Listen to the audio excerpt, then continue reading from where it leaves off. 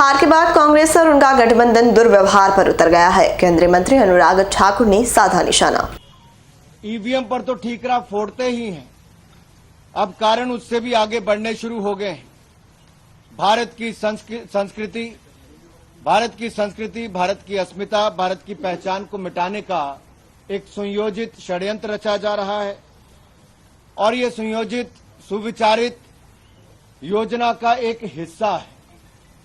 अगर आप देखेंगे, इसकी शुरुआत अमेठी की हार से ही हो गई थी और श्रीमान राहुल गांधी जी की अमेठी की हार के बाद उनका वो बयान जब दक्षिण भारत में जाकर वायनाड से उन्होंने दिया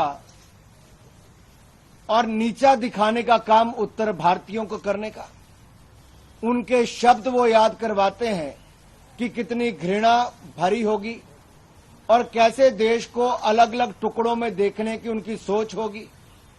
तभी तो टुकड़े टुकड़े गैंग के साथ मध्य रात्रि में भी जाकर खड़े हो गए थे। हमने तब भी कहा था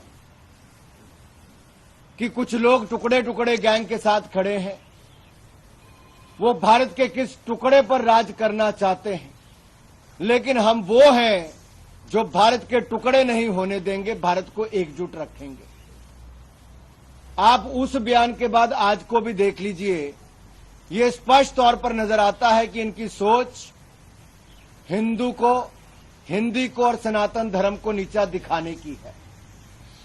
कांग्रेस के नेतृत्व वाला घमंडिया गठबंधन, इसका घमंड और अहंकार पराजय के बाद भी चूर चूर नहीं हुआ, बल्कि ये उत्तर भारत को, भारतीयों को और यहां तक कि सनातन धर्म को नीचा दिखाने में कोई कसर नहीं छोड़ रहे।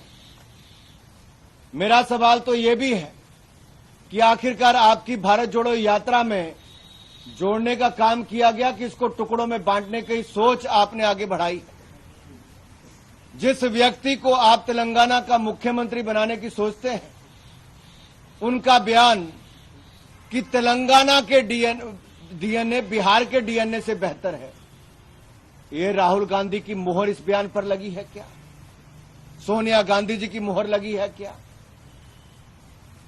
दूसरा, तमिलनाडु के मुख्यमंत्री का एक बार नहीं बार बार बयान आना, डीएमके के नेताओं के सनातन धर्म, हिंदुओं और हिंदी और उत्तर भारत के खिलाफ बयान आना, ये एक सोची समझी साजिश है, सुनियोजित रणनीति का हिस्सा है, जहां भारत और भारतीयों को नीचा दिखाने का कोई कसर कांग्रेस नहीं छोड़ रही।